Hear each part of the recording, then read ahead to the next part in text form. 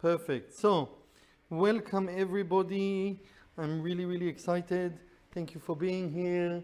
And so, what I wanted to do today is I want to continue with from what we did last time. And so you'll notice that I'm going to review some of the things that we talked about. Then I'm going to add to it a little bit. My goal is to push buttons. And so we have a small group today. So I wrote for myself two subjects that that if you wanted we can talk about and push some buttons.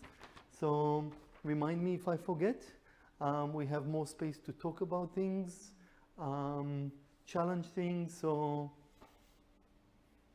let's play. Yeah? Beautiful. Great. I'm constantly trying to think about what's my aim? What is my aim with the work that I'm doing? What is my aim with these seminars? And so I came up with some kind of like a maybe overly simplistic way of explaining it, but I think it puts a lot of things together. So my aim is to facilitate the development of people into spiritual maturity, so spiritual adults, and being in a state of happiness with a clear understanding of the way things are by removing any illusions. Now, when I'm talking about, and part of what we are going to be talking about is what I think can be considered as spiritual maturity. So what happens is that as children we have the tendency to think in terms of stories. We believe Santa Claus, we believe the Tooth Fairy. All of those stories are an important part of our development. But what is being observed is that kind of tendency with a lot of people continues even into their adulthood. So in some ways you can find people that are adults that are still thinking in a very, what I call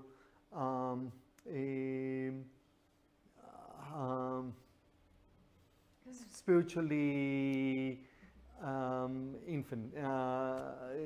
childish, if it makes sense. Does that make sense? Yeah? Mm-hmm. Thoughts? And so part of what I want to do is ask again and again that question, what is true? And by finding what is true, removing illusions and being able to see things more clearly. So this is a quote from Sam Harris. Sam Harris, it will be bizarre to people that know who Sam Harris, that I will mention him here. Sam Harris is a philosopher, neuroscientist, and he's very famous because he's one of the four horsemen, Richard Dawkins being another one, that are very active against religion. So he's a very famous atheist. Unknown to a lot of people, he is a very interested in spirituality, coming from the point of view of science. He meditates a lot, and he wrote a book about it, which I found to be very interesting. So I'll just read. We must learn to use a language before we can work with it creatively or understand its limits. The conventional self must form before we can investigate it and understand what it is not and what it is appeared to be. So in that aspect, we're talking about if you look at the child language or an adult language, it takes a lot of experience to learn subtleties, to understand the meaning of different words, for you to be able to use that language more and more and being able to look into the depth of it. Yeah, so he thinks about spiritual life as that kind of it's a skill. It's something that as you are growing up, you know what's true, what's not true. You can discard something that is an illusion. So there is some kind of maturity process that is happening in that process. An ability to examine the content of one's own consciousness clearly, dispassionately, and non-discursively, yes? Which means, if everyone knows, I had to look for that word, but what it means is not on faith, not just because you believe in something. With sufficient, I think there's some typo there to realize that no inner self exists. We're going to talk about it. Is a very sophisticated skill. So part of what I want to do now here is to talk about that. Basically, talking about the illusion of the self. Yes. So last time we were talking about the fact that a lot of us as humans, we believe that a lot of our decisions are being made in a conscious way, in a rational way. We talked about it last time that these are assumptions. It's not really true. Most of the things that most of our behavior is a complex behavior that comes from a very non-conscious place in our brain.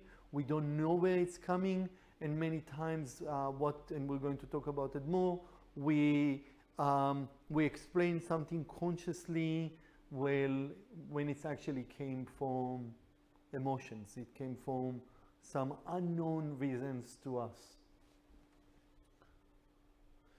We talked about the conscious and the non-conscious, and in here I'm really simplifying. I'm trying, because people talk about subconscious, all kind of words. I'm going to really simplify something that is conscious and what we're not conscious of.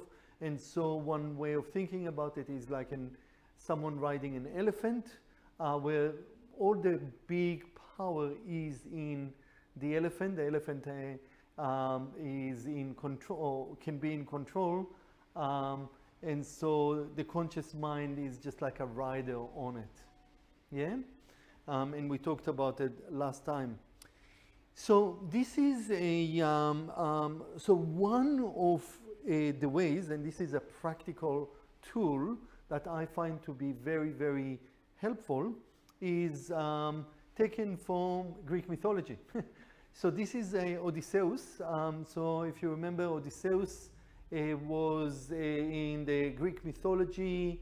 I think he was involved in the war of Troy. I can't remember. He went on a journey. In any case, when he survived and on his way back, he was on a ship that passed next to an island that had, I think he had some kind of, sorry, I lost the nymphs. I think nymphs, and those nymphs, I think it's a nymph, I can't remember, that basically had a beautiful voice, beautiful, beautiful voice. And anytime someone passed and could hear their singing, they will be attracted to go and see them. And anytime people looked at them, they died. I think they froze as a stone and they died. Now, Odysseus knew that that's the case. Now, if he behaved like most of us in society, he would say, I'll be okay, I'll deal with it, yeah? But Odysseus was a smart man. He said, I know I'm going to have a weakness. I know that my non-conscious mind is going to make that decision that is not for my own good. So what he got his crew to do is to tie him to the boat, and he got all his crew to put wax into their ears, and he said to them, even if I cry, even if I beg you, please do not, don't untie me. Yeah, I want to hear the singing, but I don't want to die. So they passed next to the island, and he could hear the singing, and he was begging, he was crying, he was shouting, release me, release me. And of course no one could hear him, so he was able to hear it without dying. Okay? And so that is, yeah, makes sense. Now, let me find an equivalent. How can we find an equivalent? So, equivalent, for example, will be, I'll give you an example that is really, really, yeah, okay, let's say that I'm saying I want to meet Tigan. I want to exercise 3 times a week, okay? And so the first thing I'm going to do is, instead of saying I'm going to exercise, I'm going to say, Tigan, I know you're going 3 times a week, I'm going to meet you there. Now, that's nice and good, but what if I say to Tigan, Tigan, I'm going to give you $200, and every time I don't come to meet you at the gym, you give $100 to the KKK. Yeah? Or you give it to some, the Australian Medical Association, something like that. Something that I don't want money to go towards that. That will start creating a situation that even if I'm like, no, today I'll stay at home, I'm like, no, I'm going to be giving money to the KKK. I'm not doing that. I'm going to meet her at the gym. So I know my limitations, and I create an external way of keeping me on track. Yeah, and you can apply it in many ways. Like the understanding that although I might have wills and I have wishes, sometimes I'm not in control. Sometimes I'll give myself ways to slide out of it, finding a way to keep me there. So that's a way. We talked about the fact that what we perceive to be a reality, whatever we perceive to see outside of us, is in actual fact just our nervous system working the way our nervous system is. Yeah, so in some of the previous seminars I was putting a slide about a bat. I don't know as a human what does a bat feels, or what does it feel like to see with sound. Yeah, like I don't know how. And funny enough, I found more and more speakers talking about bats as a way of thinking about it. So we have a belief, the way our brain is, to believe that what we see is real, and we know that's not the case. Yeah? So this is why you have optical illusions. This is why the objects that we see might be just the way our nervous system is responding to that. And so in all accounts, what we call reality is just our perception of our nervous system. And this is Morpheus. So again, all the things that we think is creating that real feeling, reality, and so being smell, touch, taste, vision, and hearing, all those senses are just a way of us receiving information from the environment. That's us just experiencing it, and it is happening in our nervous system. I'm showing a lot about the brain, but I really am constantly thinking of the brain being part of our nervous system. The thing that I would like to emphasize now, and we'll talk about it more, is that I don't believe that we know everything that there is to know about the nervous system. And we'll talk about it more later. So when I'm talking about those senses, we know that there are other senses. Of course, proprioception is being another one. Proprioception is the sense of, so we have receptors in our body that are telling the brain where joints are located in space. That's called the sixth sense, called proprioception. And so I assume that science is going to find more senses that we have. We don't have all the information yet, but it's a way we are thinking about things. I talked about the fact that each one of us is unique because each one of us had many different experiences that are unique to them. So your body, your nervous system is really the unique way a particular nervous system is was shaped by the different experiences that you had. So even twin siblings don't have exactly the same nervous system. Yeah, they might have very similar, but over time, as they have different experiences, loves, lost, fights, different bosses, whatever is happening, all of those experiences that we are accumulating through our life is actually creating a different nervous system. And as a matter of fact, although we think about ourselves as that here I am, Shalom, I'm 41 years old, and I am the same person as I was when I was 20, that's absolutely not true. I actually have very little to do with what the other 20-year-old had. And so we're going to talk about what is it actually that is connecting us. But the idea that there is already a Shalom that is unchanging is actually not very true. I am constantly being modified. I'm constantly still being shaped by the experiences in my life. Our brain, this is something that we can't help. Our brain is seeking to give meaning to everything we see. That's what we are. We are meaning-seeking creatures. It's just what our brain is doing. So our brain constantly looks to connect between different patterns and reality. And so that's what we do. We see many times those connections. And the thing that is really, really important is that you do not receive information as it is happening. You are receiving what your brain is speaking, the input from all the environment. It puts it together, it gives it some kind of story, and then you experience it. So in actual fact, you're always experiencing life in delay.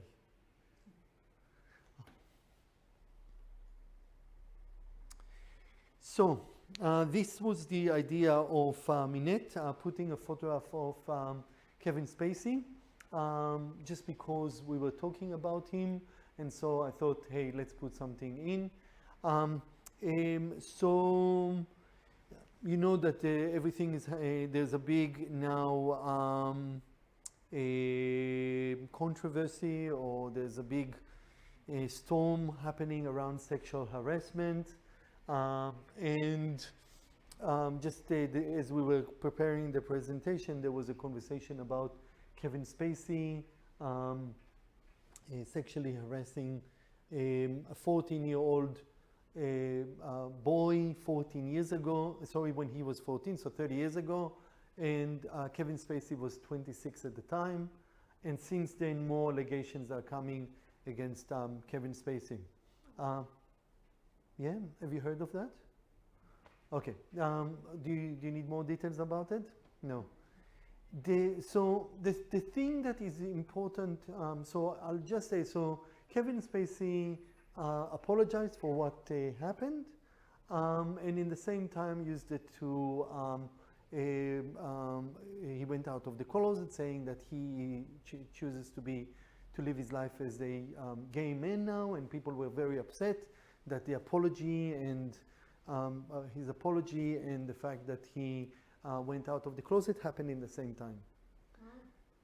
Now, the thing that was very interesting is that I knew about Kevin Spacey's, one of my hobbies is to know trivia about people.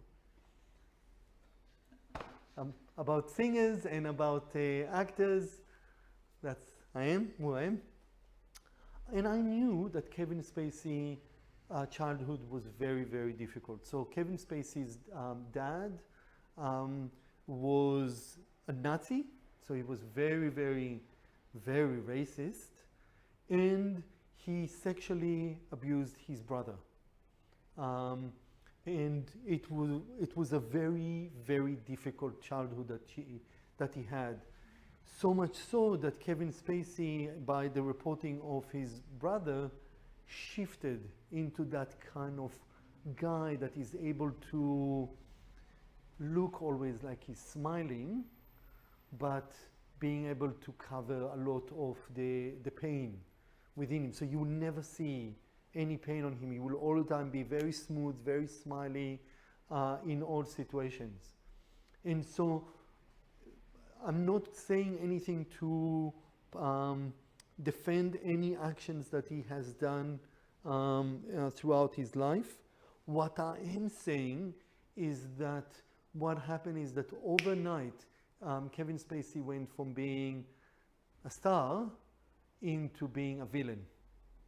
And I would like, if you could accept all the things that I'm saying, if you could see a lot of gray, if you could see that he is, in many ways, the sum of all the different experiences that happen in his life, which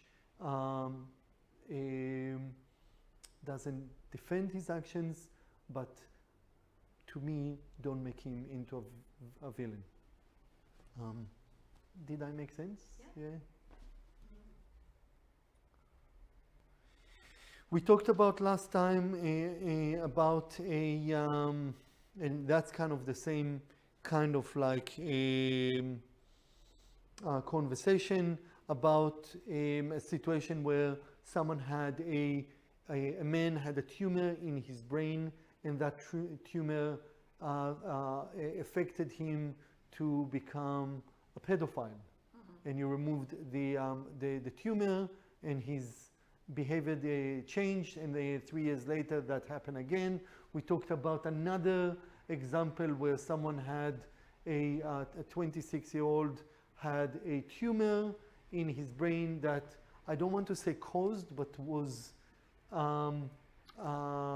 affecting him to become very violent, and then he basically murdered his wife, unborn child, and mom, and then went to do the Texas shooting, Texas University massacre. So my point was we changed what the brain is doing, and we got a change in the behavior of the person, even though this person was aware that he has thoughts and feelings that are against his own nature. It still affected him. It still ruled him. And so that's the effect of anything on our nervous system. This is the work of an Israeli historian. I don't know if you've heard of his book, Sapiens. Sapiens, in Hebrew it's called, by chance, he's a professor of modern history from Israel. And he wrote a book that in Hebrew it is the summary of human evolution. But in English it's called Sapiens. Do you remember the full name? History of Mankind, I think. Something like that? Yeah. And wonderful. I cannot recommend this book enough. And then he wrote another book called Homo Deus, that in my opinion is even better. And reading that book, you actually find a lot of the things that I'm talking about. He's talking about the same things. And so this is a quote by him. So large-scale cooperation is organized around common imaginary stories.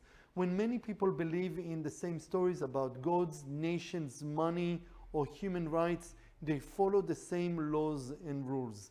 So the thing that I want to emphasize is that as humans, we have a very unique type of a skill, while the rest of the animals live in what could be perceived as an objective reality: land, chair, food, I eat the food, I eat another animal. Humans are living in dual reality. We live in a reality where you have cars and food and all of that, but in the same time we live in an imaginary reality where I can talk about Google did this and that, and Australia owns my house, like the land, the Catholic Church owns land, you know. If we're looking for, if I walk on the street, I will never be able to see the Catholic Church. It doesn't exist. It is an imagined institution, the same as Australia. But for us as humans, it's actually as real.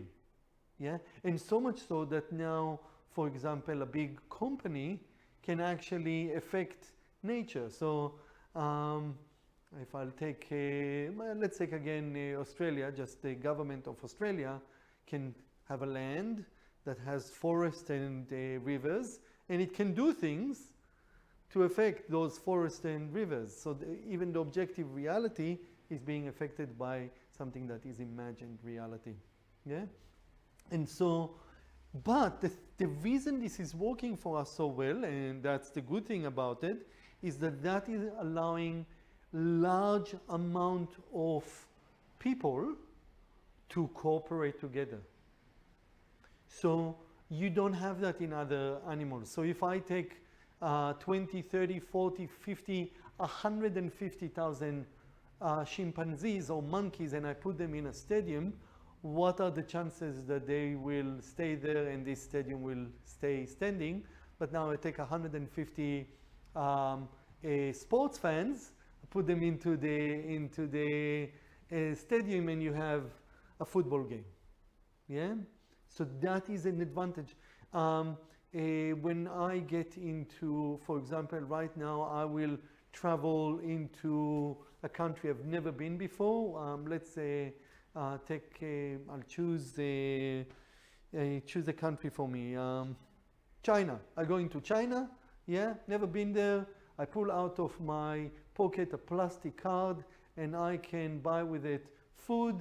I can buy property. I can buy cars. I can buy real things using just a plastic card. Just using an imagined reality. It's a credit card. You must have a lot of credit. Yes. Yes. Okay, let's imagine that I can use a credit card to do all the things that I said. Let's imagine it.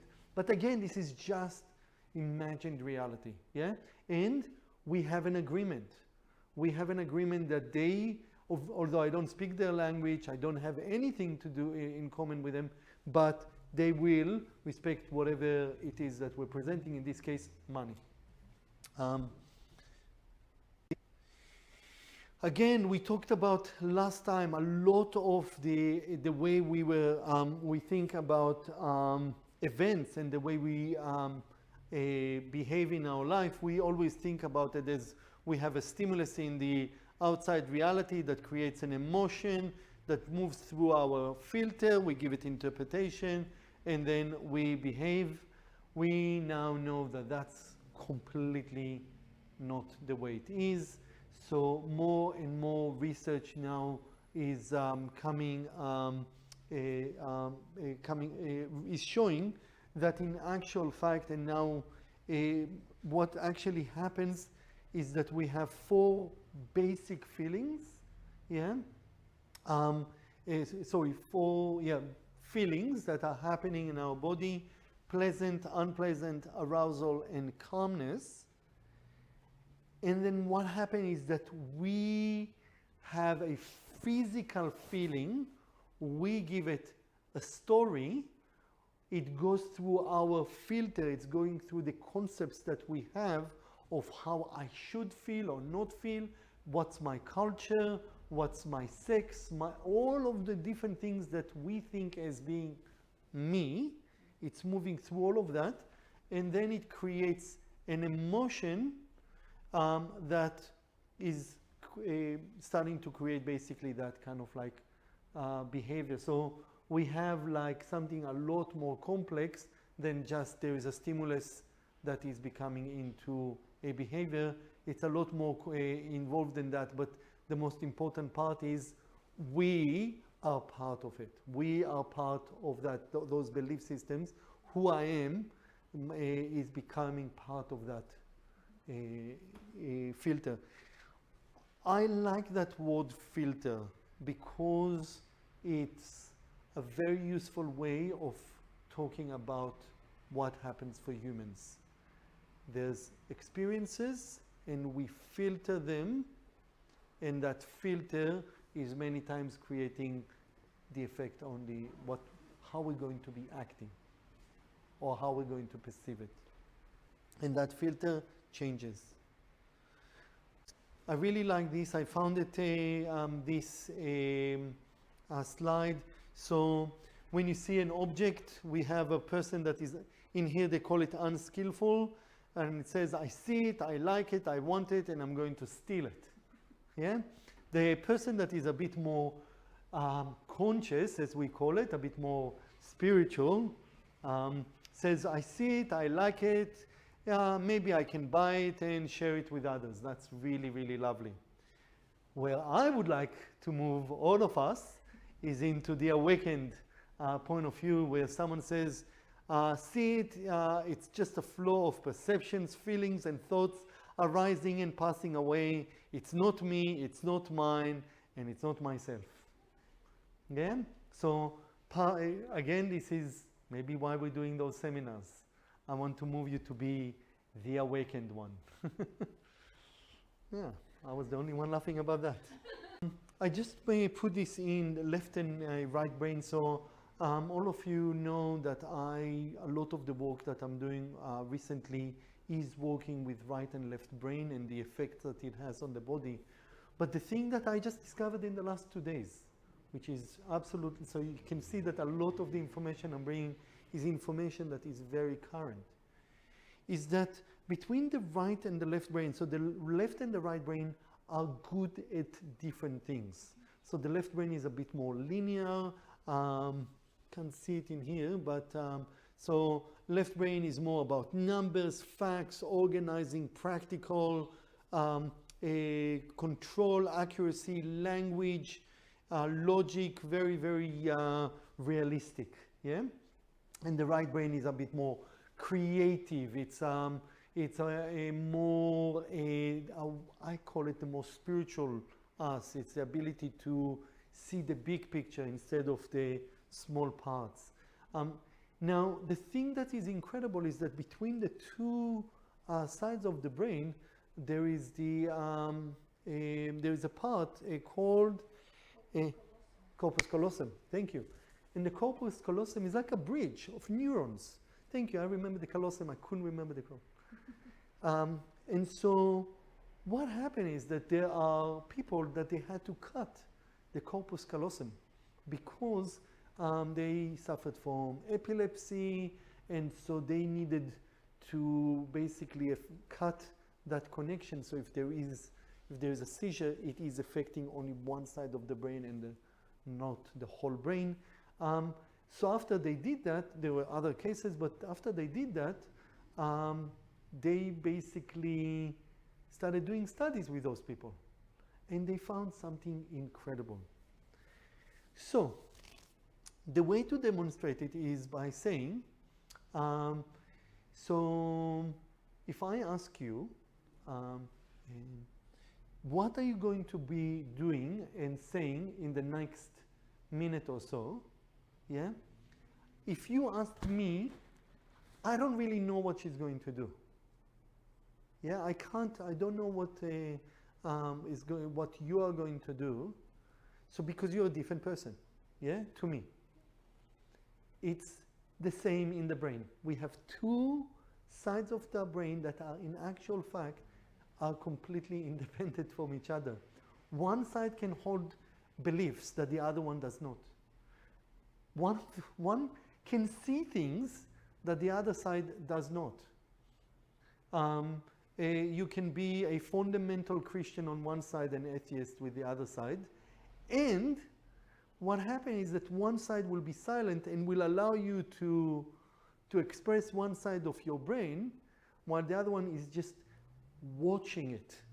So what they found is that one side of the brain will still be watching what the other side is doing. Which begs the question, when we're saying there is a I, who is the I that we're talking about? Who is it?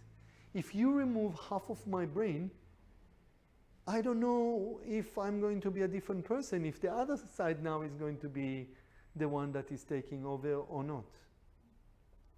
And I'm pushed the agenda. If I have a soul, yeah, and one side is a fundamental Christian and the other side is an atheist, am I going to hell or to heaven?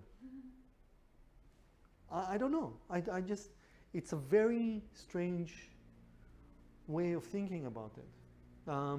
And quite fascinating. Now, the thing that I came to realize, we talked about it before, but I'm just kind of flowing through it, is that in my humble opinion, 99.9% of the thoughts that are going through our heads is meaningless. It seems like the human condition is about having thoughts. We just think. Even if I ask you to stop thinking for 1 minute, you cannot. You'll be thinking about the fact that you're not thinking right now, and why am I not thinking? Maybe I should be thinking. Am I thinking right now? You cannot not think. It's what the human condition is doing. A lot of meditators find that it takes a very long time before they actually starting to experience a sense of not thinking. Now the problem is that we identify who we are with our thoughts. But what if our thoughts are just part of what the human condition is? What if we can just say, maybe it's just not worth believing anything you think? Now, I found that that is a very powerful tool. I found that when we actually stop believing everything that is going through our head, we're starting to, that filter that we use to filter reality is actually starting to change. Because we don't give it all that meaning, all that importance. Our filter is starting to change.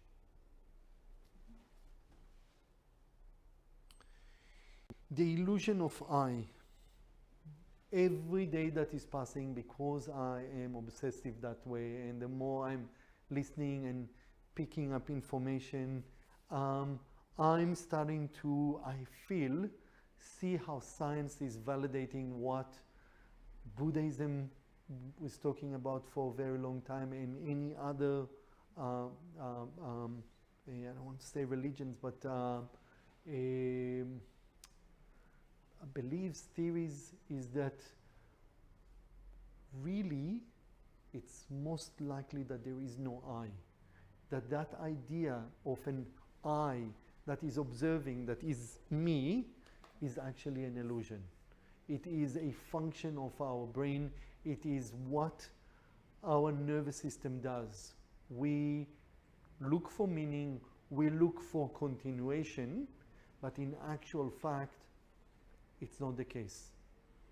Even our memories that we think of as us, let's ask differently. Let's ask it in a different way. Am I my leg? Yes. Am I, is my leg, when I talk about I, is that my leg? And the answer is most likely it's not. Yeah, I can lose my leg and still be myself. Now, if we cut through all of that, is my skull I? Again, I don't know. Is it what's inside? I don't know. What is that I? When I talk about myself, who's that I that is making all those observations? And what happens if I go through And this is an interesting one. There are cases when a person suddenly is, for whatever reason, suddenly shifted from one eye into another, and that's really very fascinating when you have multiple personalities, or even a case where that I read of a French woman that suddenly, for reasons that are unknown, became into a very rich, wealthy young woman, shifted to be a Spanish-speaking, perfectly Spanish-speaking woman that is of very, very common origin in the same body. And she remembers being that eye, but that eye changed to something else, and nobody can explain how is that happening. Yeah? So that identification that we have with that eye, we don't really know where it's coming from.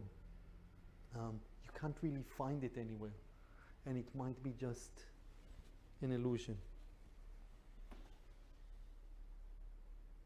We talked about the fact that in many ways it is, when we live our life, it is like we are projecting a movie on the screen of our mind. We're watching it, we're giving it meaning, we're getting feelings out of it, and basically we're experiencing the drama of being alive, which is part of us being human. But yeah, it's just a movie that we are living in. I started talking about that image of the snowflake. So I say that I think of us a bit as snowflakes. Very unique configuration, but really made out of the same material, just water and dust. Yeah, and kind of like we exist and then we don't anymore. And we are not nothing, but we're not everything it looks like. Somehow that image made a lot of sense to me. I don't know if that's useful for you. In many ways, I know that those seminars are not great for your ego. I know that, but yes, but that's their purpose. I'm here to point. Thank you.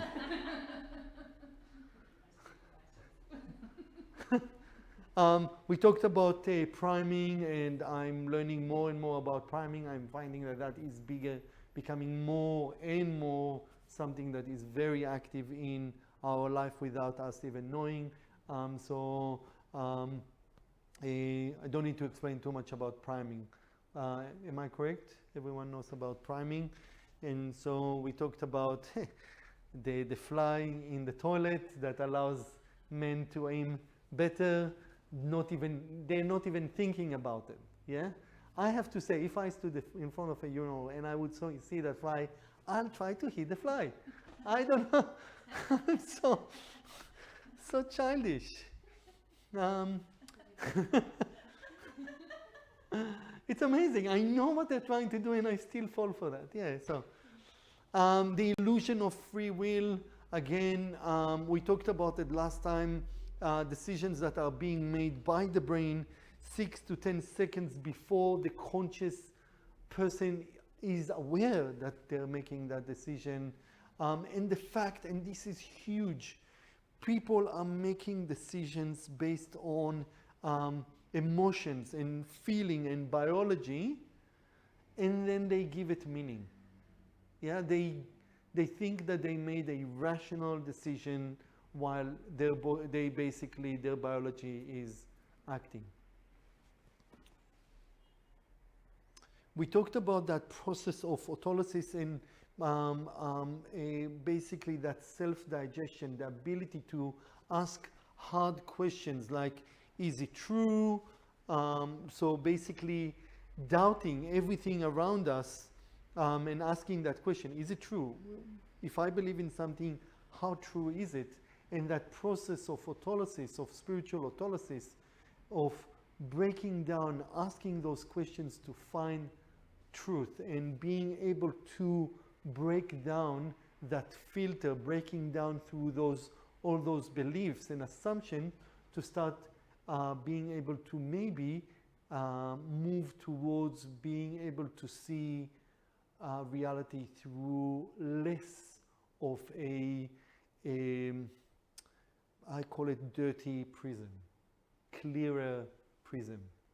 Yeah, like if you think about that, I should have put it, the Dark Side of the Moon, the cover of Dark Side of the Moon of Pink Floyd, having that prism where white light is coming and then you have all those prism breaking into all those rainbow colors. Imagine we are looking to get that prism as clean as possible, that filter as another image that I think about. So asking, is it true? Asking questions of who am I not? Who am I? What am I? Those kind of questions. But maybe in the end we can do another exercise of doing an autolysis. We might try to write something true. Just one sentence that it's true, and we can do it together and see if we can together find one fact, one thing we know to be true. I talked a lot about that ego. So that ego is the concept that I'm putting together everything, the sum that we have about beliefs, about ourselves, about the world around us, our assumptions, our fears, our thoughts, all of those filters I would call the ego. And I know that other people have other names for it, but I just find it a very useful thing, a name, a concept to use to use in my spiritual process, where I'm trying to move beyond the ego, dissolve the ego, to get more and more clarity. This is a sentence that I put a few seminars ago and brought a lot of conversation. So I'm putting it again. Let's say if it makes sense to everyone. So I'm going to say that all our beliefs are untrue and all perceptions are correct. Does that make sense to everyone, or do we need to talk about that? Because it's your point of view. You're observing something. Without a doubt, you have a particular perception. I can't tell you, no, what you're perceiving is wrong, because my point of view is equally of weight to yours. Yeah. And so this is important because when I'm looking around and I'm seeing people having conversation about what they're seeing, and they're basically all arguing on something that is useless basically in essence, because everyone has a particular perception and one is not better than others. And many times, by the way, we talked before about quantum physics. We know that a lot of the things that we see, that our senses are telling us are there, are not true, but it's our perception. And so in that aspect, they're correct. If you are able to get to a place where you are saying, well, everything I believe might be untrue, and someone else's perceptions are as valid as mine, it allows you to basically break down the filter in which you are observing reality and then creating some kind of judgment on it, giving it the names good, bad. I found that to be a very useful tool. This is something that I'm just using as words that some other people used in, I think, in Hinduism. So Atman and Maya, it's just words that are just concepts that I find to be useful. I'm not holding to them. They're not holy to me. They are just concepts that allow me to be able to move through my spiritual process and to move through my autolysis, my breaking down of beliefs and belief systems. And so Atman being used as this kind of infinite field, a thing that you can't really, there's no attributes, there's no characteristics to it. It's the field behind reality, while Maya is that finite and temporal, so it's in time and space. Yeah, and so part of what we are I'm talking about, and I corrected it from the last talk, is that I find that those kind of principles are very useful. We talked about consciousness, that field that we, and now I'm going into a particular model of a way that I think is useful. Having a consciousness, being in a field of consciousness, a field of intelligence that we are part of, that is moving galaxies and moving through, it moves the oceans, being nature, whatever it is. People might call it universal intelligence, some people might call it the field, some people call it God, whatever it is, it's that field that is the field that we are living in. And I'm going to call it consciousness. I'm saying that the thing that we as humans, what we have is the ability to be aware of it. It's part of the human condition, is to be aware. And I think it's very, very innate to us. And that is a very important part of, if we want to understand the human condition of when we talk about what is self and I, when we think really what is that self and I, the argument could be is that there is this entity that is aware, and that's it. That's that. And that Maya is that individual and collective experience of reality. It's what I'm basically telling you is an illusion, everything around us. All the things that the nervous system is telling us, all that filter, all those beliefs, all of that is really transient. And I just use the word Maya. And so it's kind of like I put together the work of different people just to talk about those concepts. By the way, this is the map. It's not reality. It's just a map. It's a useful concept. So now I would like to go into another information that I spoke about in the past, but again, I'm taking another model of trying to look at how reality is, and I'm going to use the work of a physicist, a very important physicist named David Bohm, and he talked about the fact that we have implicate and explicit order.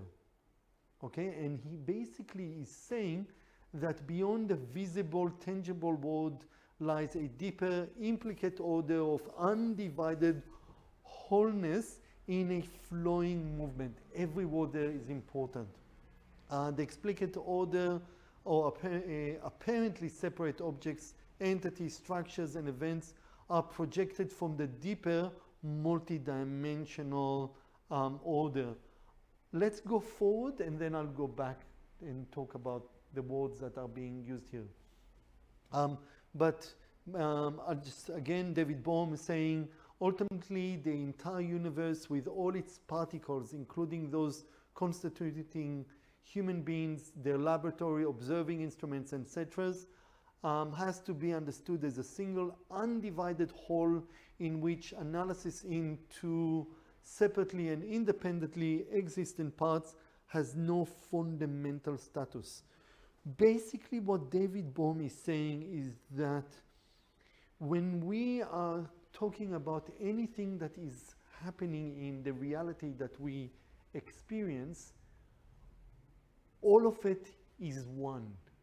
Even if now we're seeing a separation, all of it is one.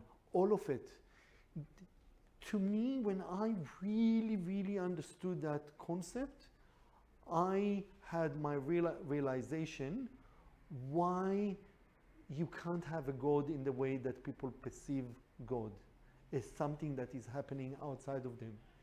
Because if everything is a whole, cannot have a separation between that concept of a external God to me that might be judging me or punishing me.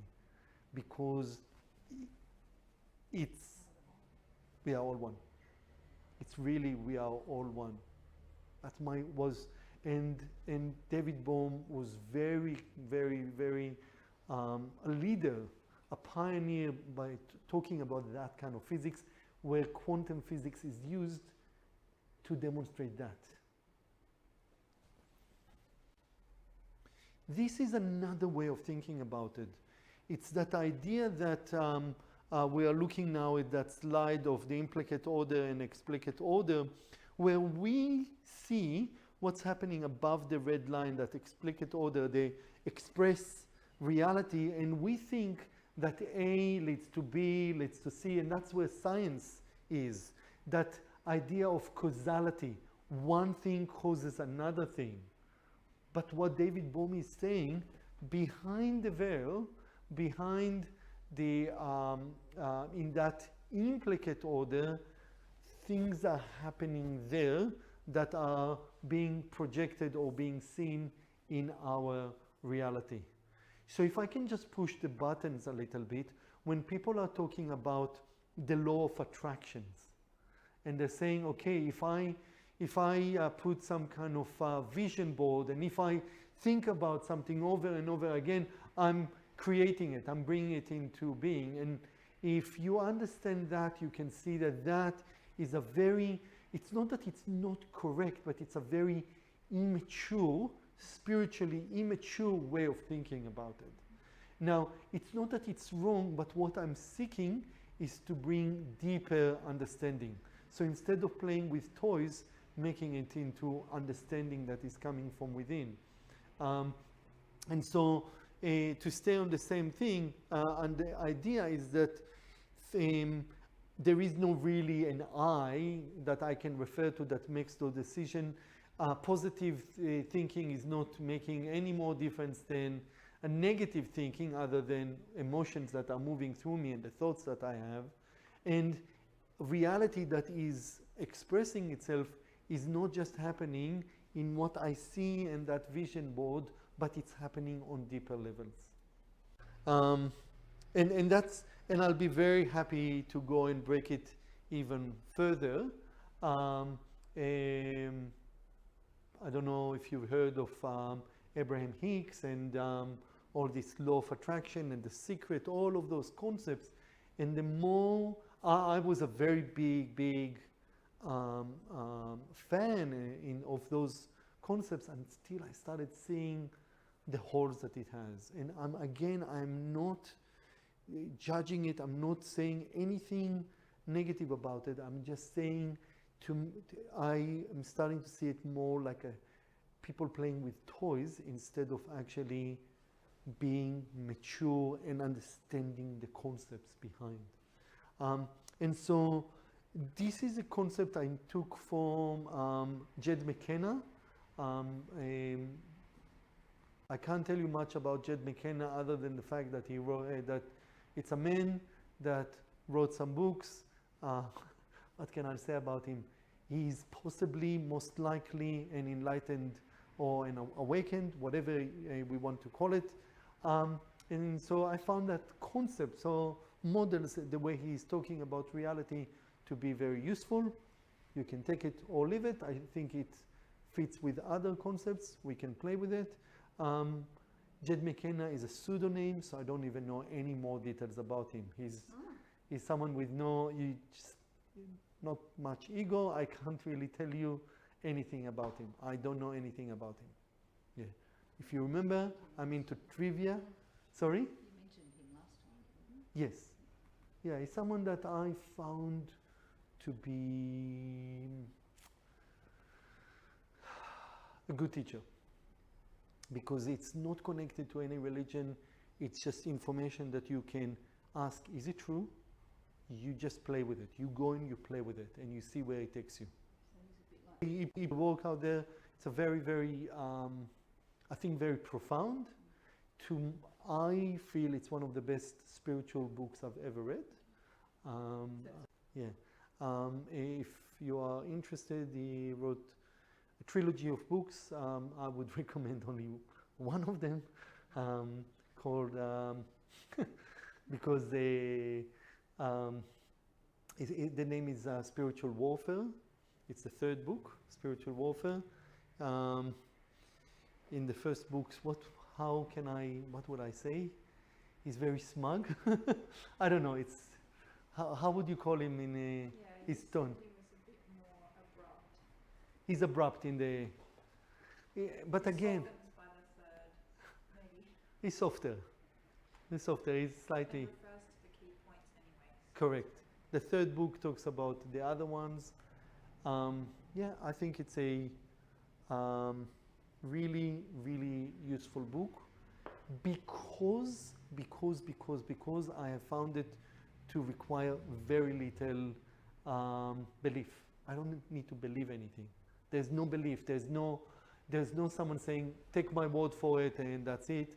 Is suggesting tools, and you go, and to me that's the essence of mastery.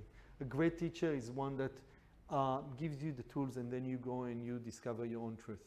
Okay. Yeah. And so he put this model in the book Theory of Everything, where he called it UREX, which is basically what we have in here. We think about all of that, all the black on the screen is the universe, and we are the consciousness inside that universe. Yeah, so that's how we think, that we have that unlimited or limited universe around us, and that we are a small part of it. And so he called it UREX. Universe is the king. You rules. Yeah? That's how we think about things. But what most likely is true is the opposite, where the physical reality that we see is that white dot, and consciousness is the space all of that is happening. And again, if we go back to what David Bohm was talking about, again, we're seeing the same kind of model. We have that wholeness, we have that manifested and unmanifested, we have that Maya and the Atman. Yeah, it's the same kind of concept where consciousness, the field of consciousness, is the thing that we are in, and whatever we see is whatever is that reality that we think about is just that kind of dot. Yeah, which if we take that to be true, that can, okay, well, does that concept make sense? Mm-hmm. Yeah. Now let's see how and why, and that's, I think, the part that your partner would really like, if he was here, is how science is actually showing things that might fit with that model, which is, example, memories. We try to see research, try to find where do we hold memories, and the answer is nobody knows. Nobody knows. We don't really know where memories are being held, because you can affect any part of the brain and you'll still people can maintain their memories. They don't really know where memories are held, And so one way of thinking about it is that it is possible that if we think of our nervous system as an antenna, then the memories are not held as a physical thing in our brain, but actually in the field around us. Because it's all one. All the information is there, and all we do is just being able to connect to it and download it, or even more, tap into it. This is why some people are able to, you can play with it anywhere you want, but I find that that can explain how different people, like how I can have an experience and Tegan can tap into it and have sometimes awarenesses of it, and I can be aware of dream experiences, other people, because there is no separation. It's just one field of intelligence. Yeah. The sense of being stared at. This is the work of Rupert Sheldrake. That idea that we have the tendency, the ability to feel when someone looks at us. Even if it can be from our back, we feel when someone looks at us. And the only way we can think about it is if we are constantly being aware, and that's what I was talking about before, our nervous system might have senses that we are not yet aware of, that allow us to feel the intention or the consciousness of someone looking at us. Now this can actually be have very incredible facets to it, where, for example, paparazzi photographers will report that people that they take photograph of, sometimes half a mile away, will turn and look at the camera as they take a photograph. Or snipers, when they are going to eliminate a target, that was very smooth, not political. The target will look into the gun even from a distance of almost a kilometer and a half. That's incredible. Savants. So you have people that have capacity to do incredible calculations very quickly. You have people that are able to tell you what was the day, the year, the time. You just need to tell them your birthday and they will tell you that's a Thursday, it's a Tuesday. What will happen in 2,000 years? They can able to calculate it really quickly, but they cannot feed themselves or talk too much. They have to have someone, they're in diapers. Yeah?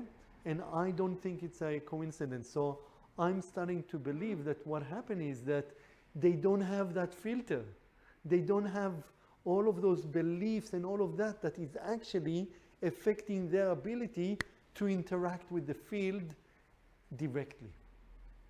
I believe every one of us has that ability to interact with that field all the time.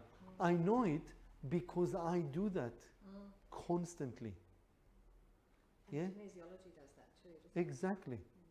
And many times, every one of you here in the room, you get a feeling, you get a vision, you get, depends if you might get a sound, you might get a color, that gives you information about things that you would not be able to know otherwise. And I find the more you can remove your judgments, belief system, your ego out of the way, the clearer that prism that allows you to experience it.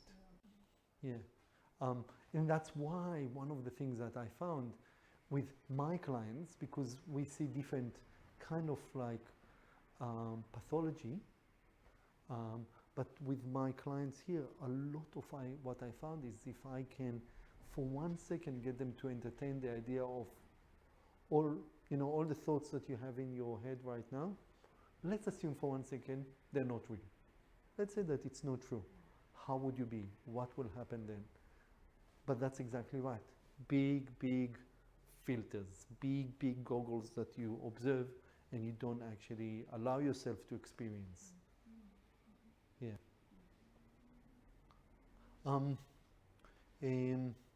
Twins almost don't have, you all have heard of the stories of one twin feeling pain, and then there's an accident to one, the other one is feeling the pain.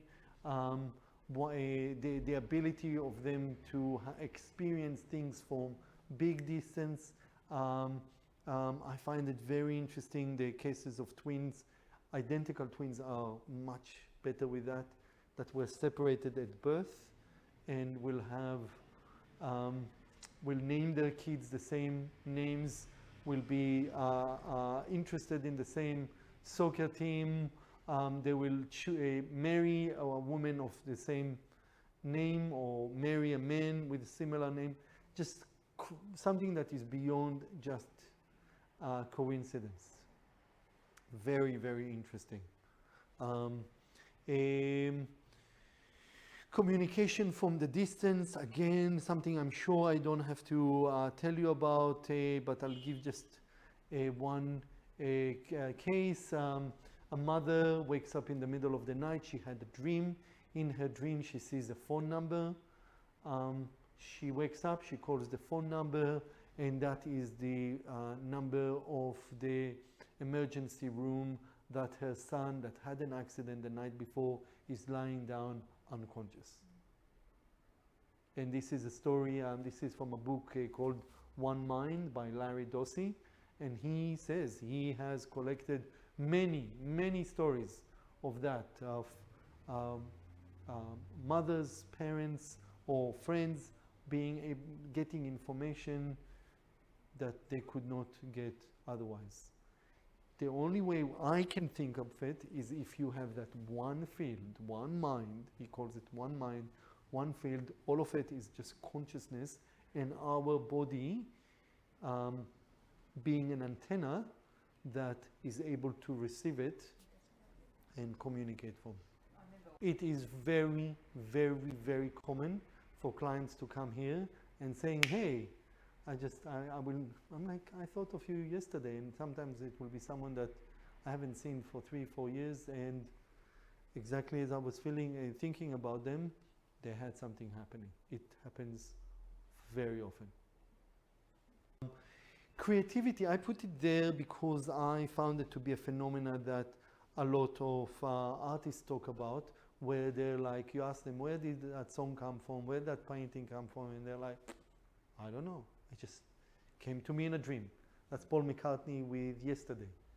He woke up, it's like, oh, I have a song in my head. Most likely I've heard it somewhere, ignored it, and it's yesterday. He just got it from somewhere. He didn't even write it. He got it from somewhere. Oh. Sorry? Yes. Maybe. Yeah, that's exactly it. I'm not calling it anything that's fascinating. What happens if a person is out of themselves, their filter is clean, and they are able to connect to the field where all that information is moving and present.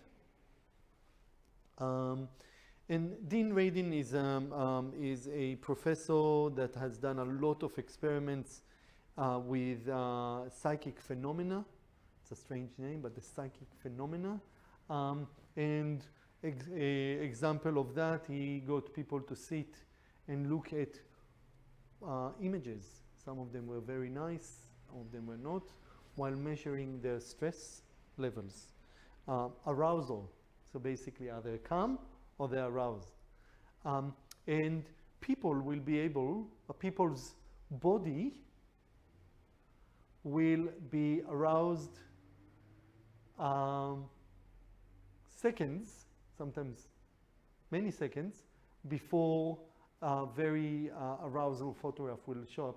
The body was already reacting to it, like it was predicting that it's coming. I find it really, really interesting. This experiment was done over and over again, how The conscious mind didn't know it's happening, but the subconscious mind already did. Unless we are inside it, we are experiencing it. I'm sure that you all know it when you come into a room and someone had a big fight in the room. You know it. So you immediately feel it, that something is not right. You just know it. I love the fact that Tegan is here, because this is a slide that I put into one of my presentation, and I didn't really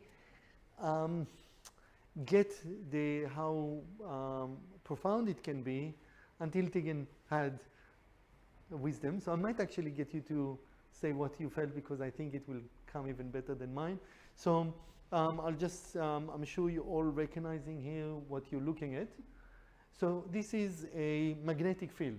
So that's what a magnet looks like. So when you put a magnet, because the magnet has an electromagnetic field, and that's the shape of it, when you put it, if you put it on a table and you put a lot of iron filing around it, you get those patterns. And so I was making the point of, in here you can see how everything shapes to an unseen field. That we know how to explain it now, but how it creates a particular pattern. And then Tegan had even, I think to me, even more profound understanding. Do you mind sharing? I was just picturing myself as one of the little tiny iron filings in the image, and that from my perspective down there, I wanted to be in the position of that iron filing, and I was annoyed by the position of that one, making a judgment about where I was. But if you have a big picture view, that you can see that I'm exactly where I'm supposed to be in terms of the pattern from the bird's eye view, and you can't tell that from down in the mess. I get shivers when I think about it, because to me, we constantly think that we look at us and we say, oh, there's some chaos and there is some kind of things don't make sense and I'm not in where I want to be and all of that stuff. But you don't have, if you don't have the big picture, you can't see the big patterns that you might be part of. Can I take a photo of it? Yes. I get shivers every time I think about it, and I don't know, to me it feels humble. To me, when people are saying, you know, what about being human and all that story, and I'm saying there is bigger story there. There is something even more profound that to me is even more beautiful. Imagine that. Imagine just thinking, instead of thinking as this small I, about the big picture. We're going to continue. Now we're going a bit into some slightly heavy part that is slightly philosophical. I want to try not to go too philosophical. I just want to get just into some concepts, because I think, again, it's a really interesting way of understanding our our reality that we live in. And so before we get into it, we need to talk about the understanding of the word determinism. So there are a lot of ways that this word can be used. Determinism, it comes from, has many ways. So in philosophy, determinism refers to that idea of cause and effect. In scientific determinism, like gravity will be an example of that. This gravity caused everything to fall, so things are determined to fall. Yeah, and if they're a bird, then it's not falling. It's because the law of physics somehow is being not changed, but something is operating to deal with that. Genetic determinism is that idea that everything is programmed in your genes. If you have that disease, it's in your genes. Yeah, it's a genetic thing, which of course is a very big belief system. Yeah, very big. That's the work of Bruce Lipton, and that is, we can talk about it in another time, but we know that really our genes are just part of the picture, and you have a lot of effects that are operating on it. But for now, it's that idea that if you have it in your genes, then it's going to happen to you. Yeah, it's inevitable. Someone talked about it, I just kind of side note, someone talked about it as being the equivalent of the oracle in the Greek mythology. So in the Greek mythology, for example, the father of Oedipus was told, your son is going to kill you and going to marry your wife. And he's like, oh my God, that's going to happen. So I have to now, I have to take my baby and I'll get someone to kill it. And of course, this person didn't kill it, someone else raised it. And then that's Oedipus, he goes or meets someone on the road, that person annoys him, he kills him, then not knowing that he just killed his dad, goes and becomes a big hero. Of course, the king is dead, so he becomes the king, he marries his mom, and the oracle was right all along. Yeah? But in the past, that's what people believe, that if the oracle said something, if the witch doctor said something, if someone pointed the bone on you, that's it, you're doomed. That is the idea, the way people think of genetic determinism. A biological determinism is some aspects of the things that I was talking about. Your brain is doing something in a particular way, therefore you're going to be behaving in a particular way. So there's some aspects of the things that I was talking about that has that philosophical concept of determinism. And so I know nothing about Skinner and Freud in that aspect of psychological determinism, but would... Freud talks a lot about the ego, which you mentioned before, so maybe he was kind of deterministic in terms of that. Maybe. Would it be fair to say that it would, behaviorism is saying, well, you were born to this family, to those parents that behaved in that particular way? That your behavior is determined by reward and punishment. Yep. Yep. So Skinner had, was it Skinner? Yeah, he had the babies. 12 babies, I can make them anything, basically. I can reward and punish anything so that I can make that baby a baker and that baby a criminal. So you're determined by other people's input into you. Yeah. Perfect. Social determinism, social norms determine actions. Yeah. And theological determinism, that's the predestination, that basically saying, God is controlling everything, karma, everything is in the control of God. God is punishing you. If something is happening to you, that's the result of God doing its thing. It's just the way it is. God made that happen. Yeah, or karma. The other one is karma. It was in your cards, so it's happening. Yeah. Now here's the thing.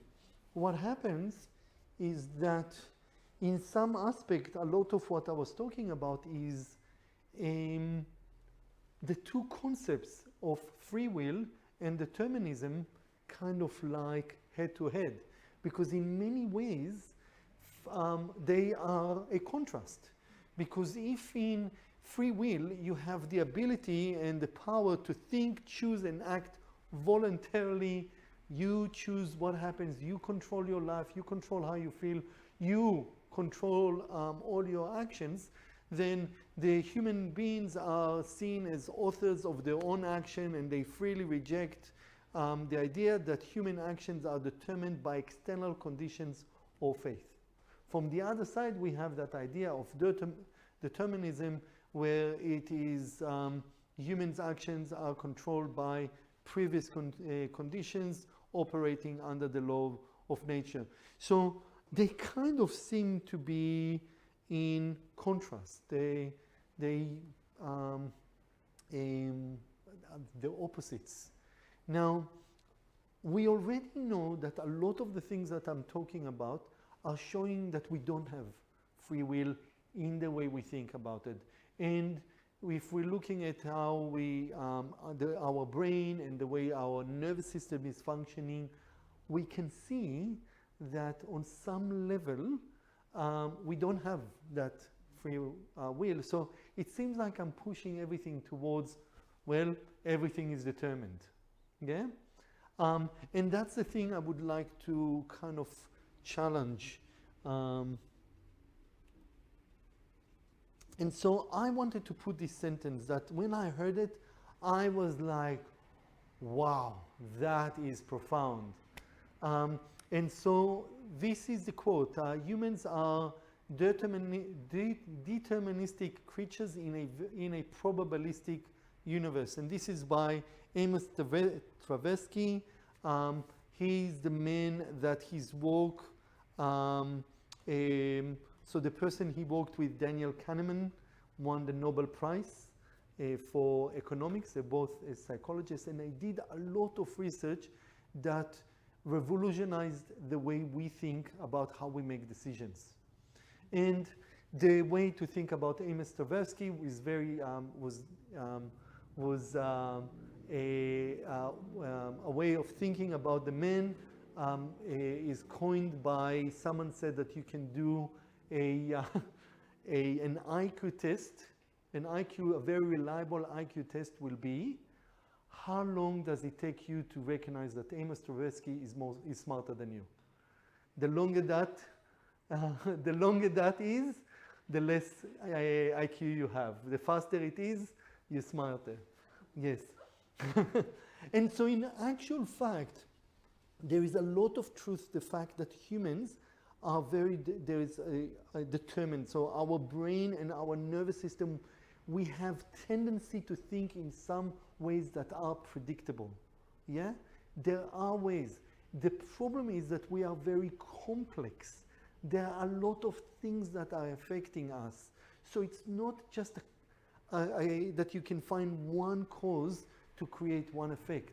In a complex system, like you have multiple causes that can create many effects. That's the idea of chaos theory. Yeah, that is the difference between if I'm walking on the street and I'm kicking a rock, I can calculate where that stone or rock will fly to, but if I kick a dog, I don't know what's that going to do. Why? Because the dog represents a living, complex system that's much harder to predict, but still operates in some kind of like predictable logarithms. Now the thing is, we live in a world that is very probabilistic. What I mean by that is that there are probabilities to the universe as we're operating on. So let me see. Do you understand the idea of probabilities? So let's get into it in a second. Let's just put that nice slide here, the diagram. So free will, it says here, I'm in control of all my thoughts. We know that that's completely not true. This is me, this is mine, and this is myself. That's the free will person. From the other side, we have the deterministic person that's saying, it says here karma, but that's actually supposed to be karma. Karma or God is in control of me. So everything is outside of me. Someone else caused me to behave in the way I behave. Everything is outside. You did this to me. you made me feel like that, you made me do that, all of that kind of thinking, which of course is not true. And then somewhere in between that idea of the not self, the awakened person, where they are saying, I'm just mindful of thoughts that are coming. Yeah, I'm just being aware. And somewhere the truth is in between. This slide I took from the work of Tom Campbell, that wrote the book My Big Toe, which stands for My Big Toe, My Big Theory of Everything. Yeah, that's the holy grail of science, the theory of everything. And in here, I really liked it because it shows you here the variety of different states of things, from A to K, different things that can happen. Now, what happens is that if you have a very, what Tom Campbell is arguing is that if you have a very strong historical data, so you know what normally happens. So for example, yesterday there was the sun shined, and the day before that the sun shined, and before that sun shined. You have some kind of like a very strong historical record. It creates in the field,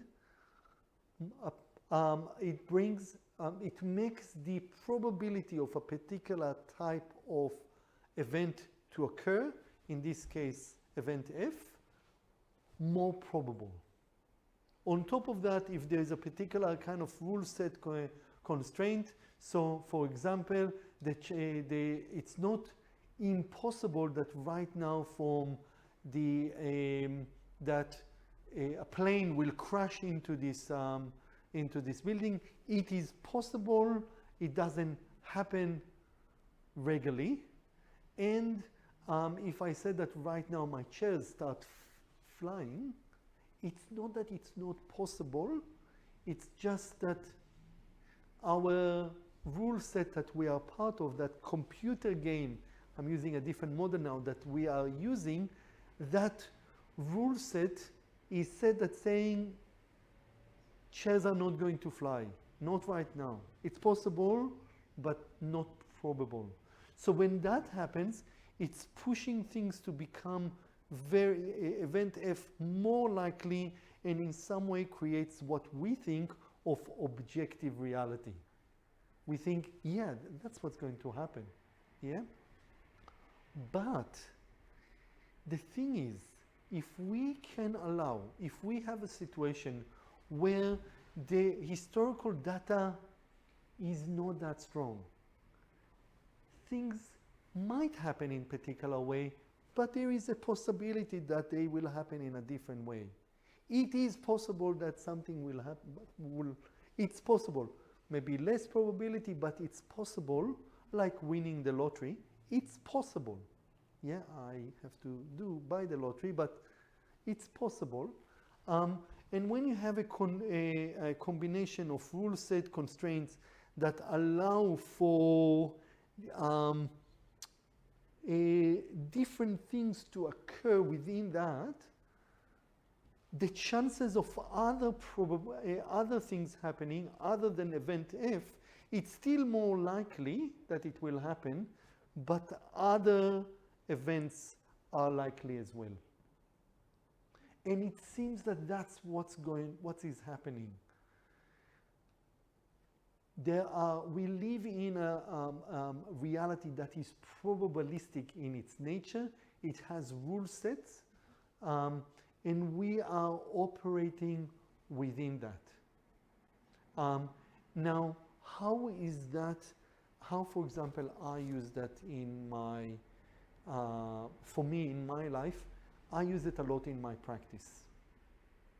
So, can I use you for a second? Mm-hmm. Good. I'll just check one. You've seen me doing it before. I'll just check. I didn't plan to do it. hold. Yep. So you can feel that this one is tighter than the other one.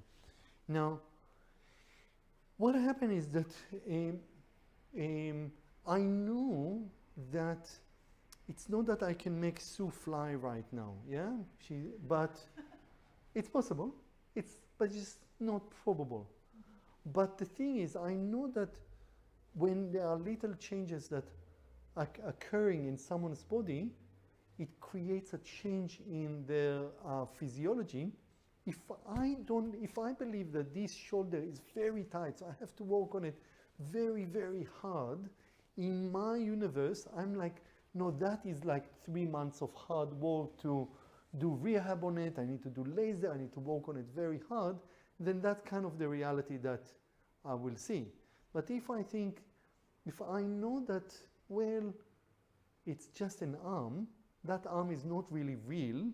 It's just part of the reality that express reality. It's not real. Although I can see it, it looks real to her and to me, but it's not really there. Yeah?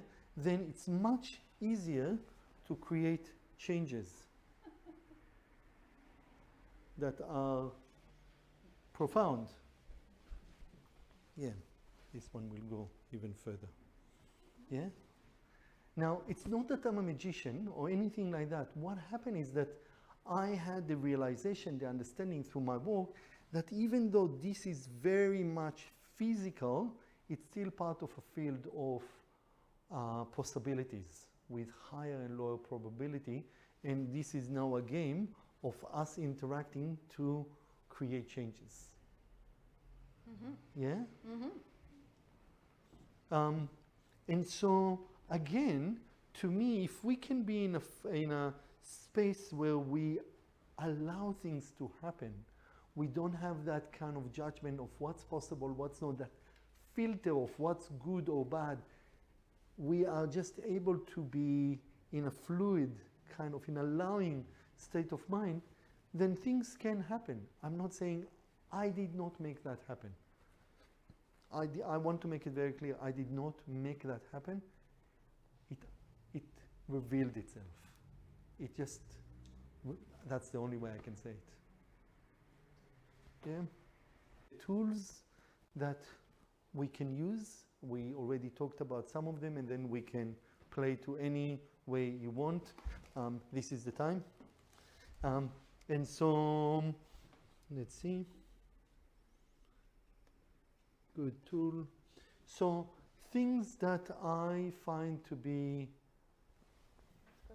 yeah, you can, this is already prepared for you. Thank you. Thanks. So thing in the toolbox that I find to be helpful is the question, is it helpful or not? So instead of asking, is it good or bad, all I'm asking, is it helpful?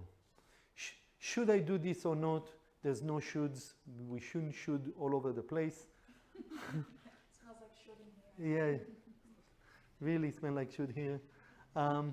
Is it helpful or not? We take out of it any judgment.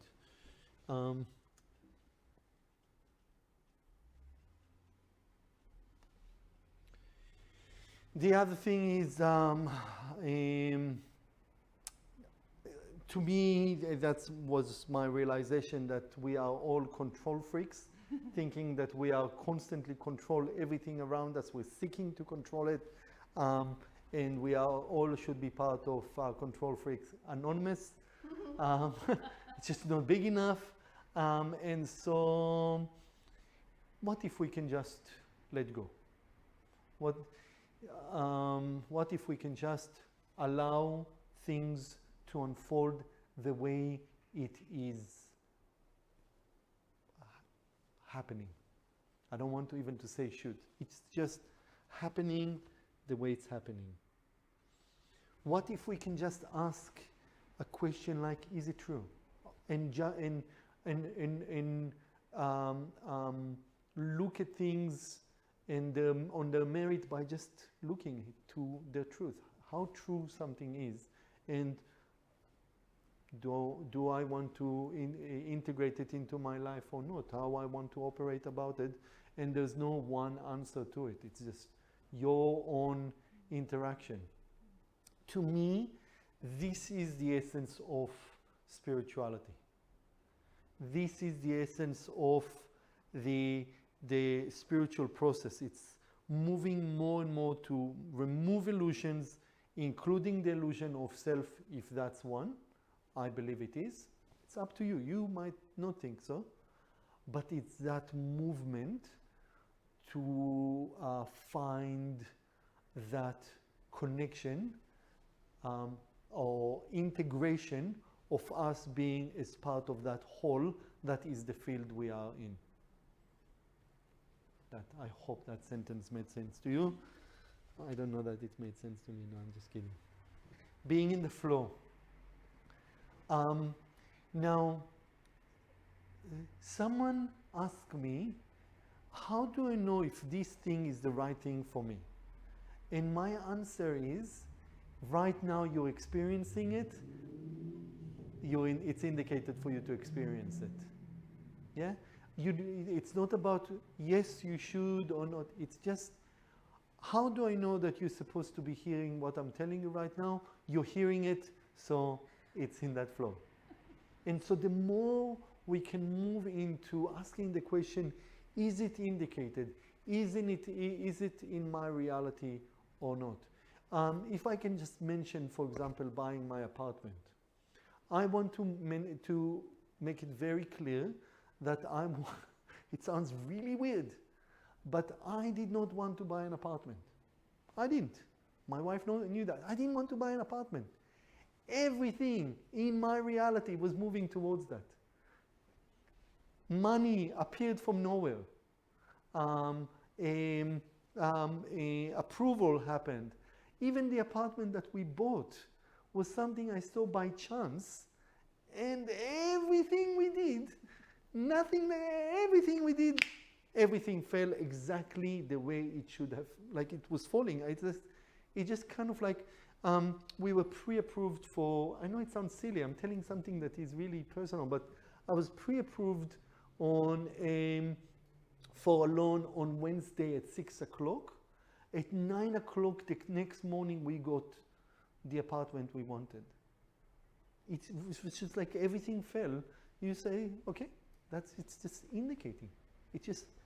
You're just sitting on the wave and you just go with it. You just in the flow. And I find the more you can allow it, you experience life to its fullest. I think that being in a state of gratitude, I like the word appreciation a lot more. But that's just semantics. I find that gratitude means you need to be grateful to me, like there is some kind of like, well, I like the word appreciation, just saying thank you. I find that word thank you is one of the most powerful things you can do. Is just being in a state of appreciation for what is. And you don't even notice, and you would not hear me, so you can get more. Because that is not the game. The game is about just being in the moment, appreciating it. And I believe that's the essence of the human condition. Or, sorry, the human experience.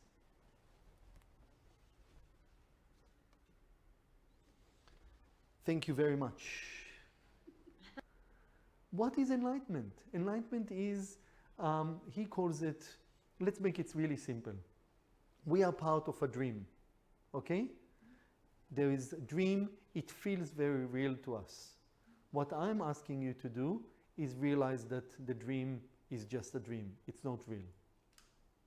An awakened person, so that's an awakened person. When a person that is enlightened wakes up from the dream.